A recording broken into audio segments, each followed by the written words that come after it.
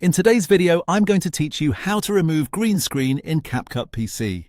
If you have a green screen clip, a graphic overlay, or a background effect that you want to remove, this is one of the easiest ways to do it inside CapCut on PC.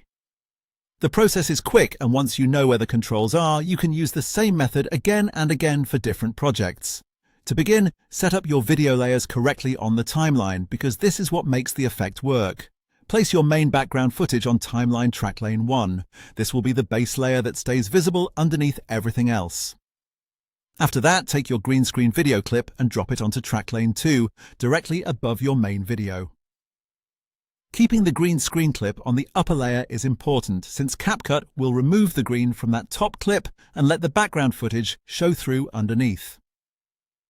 Once your clips are stacked, the next step is to choose the green screen color you want to remove.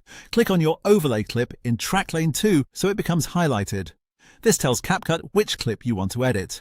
Then move over to the top right panel and click Video. Inside that section, open the Cutout tab and check the box for Chroma Key. This activates the green screen removal tool.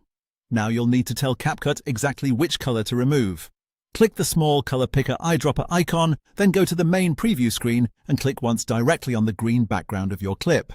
Try to click a clean area of the green background rather than a shadowy or uneven spot, because that usually gives you a more accurate result. After selecting the green color, it's time to remove it. Find the strength slider and drag it to the right until the green background disappears completely. Move it gradually so you can watch the result in real time and avoid removing parts of your subject by accident. If you notice a soft green outline or color spill around the edges of your subject, use the shadow slider and drag it slightly to the right.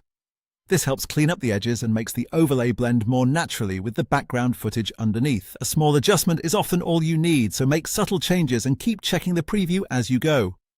Once the green is gone and the edges look clean, you're all set. Done.